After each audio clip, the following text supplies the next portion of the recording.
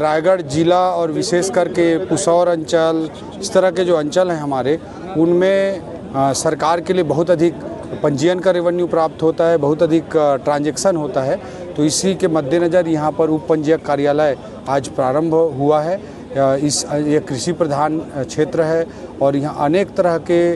राजस्व के प्रकरण बहुत अधिक संख्या में आते हैं, इसलिए पंजीयन कार्यालय का प्रारंभ किया गया है और पुसौर के लिए, पुसौर के आसपास के लोगों के लिए एक बड़ी सुविधा का विषय है और इस दृष्टिकोण से पंजीयन कार्यालय प्रारंभ किया गया है। पुसौर में नित्य नए विकास के कार्य लगातार किए जाते रहेंगे और इस जनता के बेहतरी के लिए लगातार प्रयास जारी रहेंगे। जी, वो बाढ़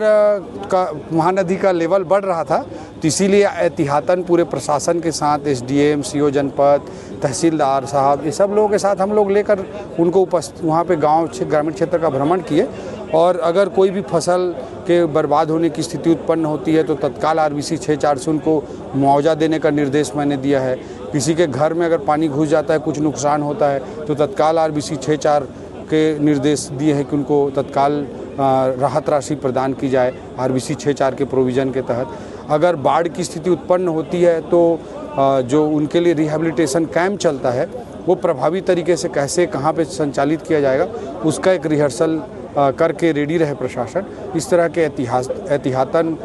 निर्देश मैंने दिए हैं ताकि अगर बाढ़ की स्थिति उत्पन्न होती है, जैसे अभी भारी बारिश हुई है और महानदी का स्तर भी तेज़ी से बढ़ रहा था, तो उस मद्देनज़र पहले से ही तैयारी करने के निर्णय लिए गए।